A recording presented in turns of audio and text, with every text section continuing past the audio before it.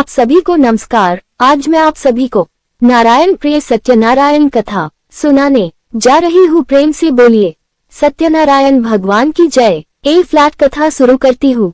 सत्य ही शिव है, सत्य ही सुंदर है और सत्य का आराधक भगवान सत्यनारायण।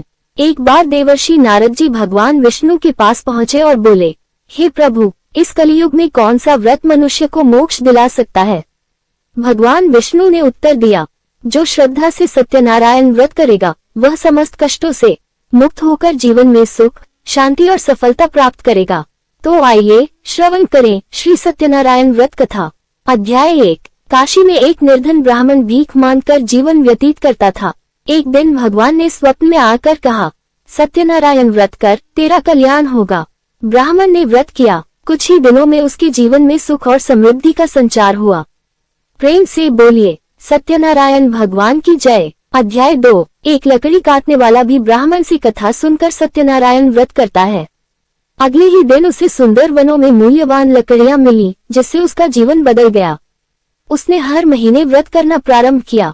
प्रेम से बोलिए सत्यनारायण भगवान की जय। अध्याय 3। एक धनी वैश्य ने भी व्रत किया और पुत्री का विवाह संपन्न किया, किंतु विवाह के बाद उसकी पुत्री और दामाद व्रत करना भूल गए। एक दिन व्यापार करते हुए दामाद समुद्र यात्रा पर गया और संकट में फंस गया। जब वैश्य को ज्ञात हुआ तो उसने पूरे परिवार सहित व्रत किया। भगवान ने कृपा की और दामाद सकुशल लौट आया। प्रेम से बोलिए सत्यनारायण भगवान की जय। अध्याय 4। पुत्री को अपनी भूल का एहसास हुआ। उसने पति के साथ व्रत किया और सच्चे मन से क्षमा मांगी। भगवान ने उनके जीवन में फिर से सुख शांति लौटा दी।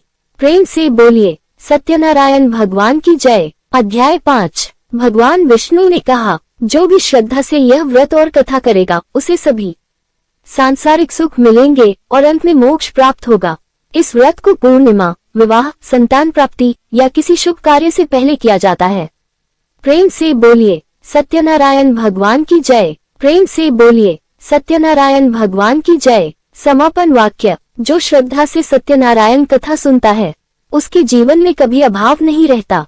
सत्य मार्ग पर चलकर वह भगवत प्राप्ति को प्राप्त करता है। सत्यनारायण भगवान की जय। आप सभी से अनुरोध है कि कृपया कर मेरे चैनल को लाइक, शेयर, कमेंट, सब्सक्राइब करने की कृपा करें, जिससे मैं आपका